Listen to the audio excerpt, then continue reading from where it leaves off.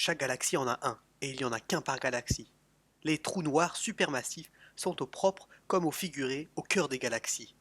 Au propre car ils occupent exactement le centre galactique.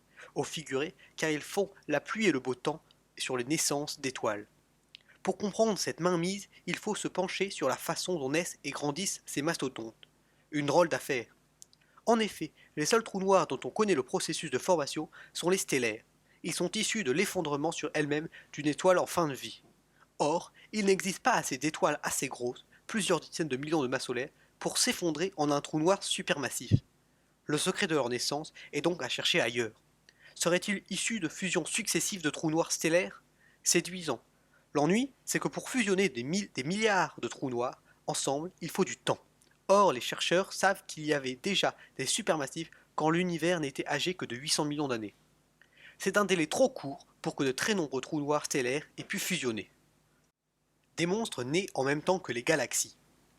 La piste désormais privilégiée par les spécialistes est que ces monstres se sont formés en même temps que les galaxies qu'ils habitent. Ils sont apparus presque en même temps qu'elles, par effondrement d'un immense nuage de gaz sur lui-même.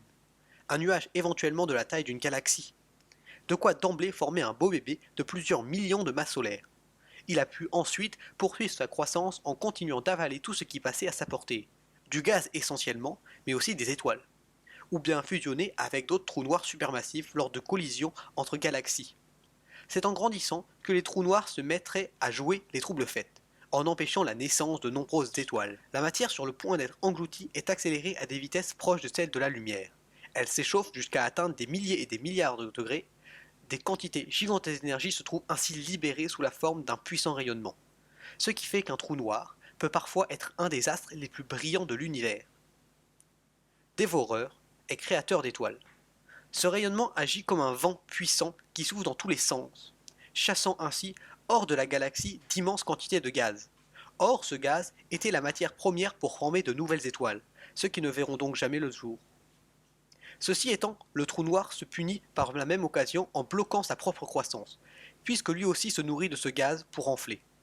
D'ailleurs, il ne faudrait pas dresser un portrait trop noir de ces supermassifs, car si, par certains aspects, ils freinent la naissance d'étoiles, par d'autres, ils les favorisent.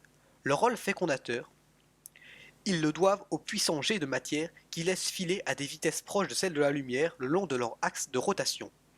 Si sur ce chemin, ce jet croise un nuage de gaz, il peut le déstabiliser. Ces molécules de gaz se concentrent en certains endroits et attirent par gravitation de plus en plus de gaz. Le nuage s'effondre alors sur lui-même pour former une ou plusieurs étoiles. Voilà comment les big boss des galaxies joueraient les accoucheurs d'étoiles. On a repéré dans des galaxies des pouponnières d'étoiles qui suivent fidèlement le sillage du jet de matière d'un trou noir. Et voilà, c'est la fin de la vidéo. N'oublie pas de t'abonner et de laisser un pouce bleu si ça t'a plu. Si tu veux revenir sur certains points, n'hésite pas dans les commentaires et je referai sûrement des vidéos comme ça.